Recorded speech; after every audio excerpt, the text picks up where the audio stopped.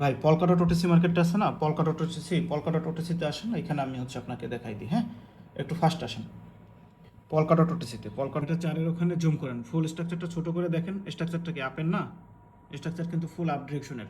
তো ফুল আপ ডিরেকশনের এখানে আপনার হচ্ছে আমরা ট্রেড করব হচ্ছে প্যাটার্নের 5 নম্বর ক্যান্ডেলে, ঠিক আছে? তো প্যাটার্নের 5 নম্বর ক্যান্ডেল কোনটা? প্যাটার্নের 5 নম্বর ক্যান্ডেলটা হচ্ছে 9টা 3-এর ক্যান্ডেল, তাই না? 9টা 3-এর ক্যান্ডেল প্যাটার্নের 5 নম্বর ক্যান্ডেল, 9টা 3-এর এই ক্যান্ডেলটা, এইটা হচ্ছে 5 নম্বর ক্যান্ডেলে। এই ক্যান্ডেলে আপনার হচ্ছে ট্রেড হবে কীরকম? প্রথমত হচ্ছে আপনার লাগবে ফুল স্ট্রাকচার আপের অথবা ডাউনের। আপের স্ট্রাকচারে আপে যাবেন, ডাউনের স্ট্রাকচারে ডাউনে যাবেন এবং প্যাটার্নের 5 নম্বর ক্যান্ডেলে ট্রেড নেবেন। যদি আগের ক্যান্ডেলটা ছোট থাকে এবং আগের ক্যান্ডেলে যদি একটা বড় উইক থাকতো, সেক্ষেত্রে আমরা কি করতাম?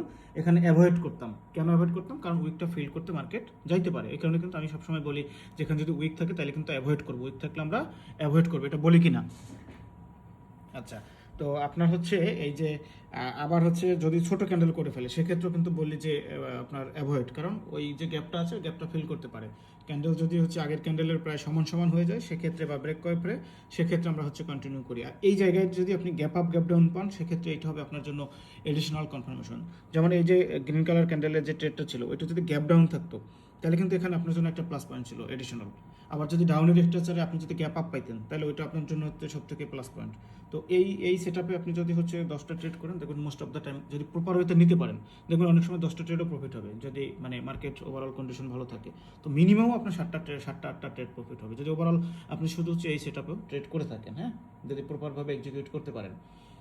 এখানে এইখানে আপনার হচ্ছে এই সেট আপে ট্রেড করলেও আপনি দিন শেষে যদি মানে মানি ম্যানেজমেন্ট করতে পারেন প্রপার ওয়েতে, দেখবেন প্রফিটে আছেন।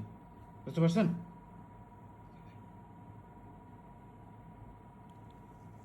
না, না, রেঞ্জিং মার্কেটে অ্যাপ্লাই করা যাবে না। এটা হচ্ছে অনলি স্ট্রাকচারের পক্ষে থাকা লাগবে। ধরেন ফর এক্সাম্পল মার্কেট আপে যাইতেছে, আপনাকে আপের পক্ষে থাকতে হবে। আপনার মার্কেট ডাউনে যাইতেছে, আপনাকে ডাউনে থাকতে হবে।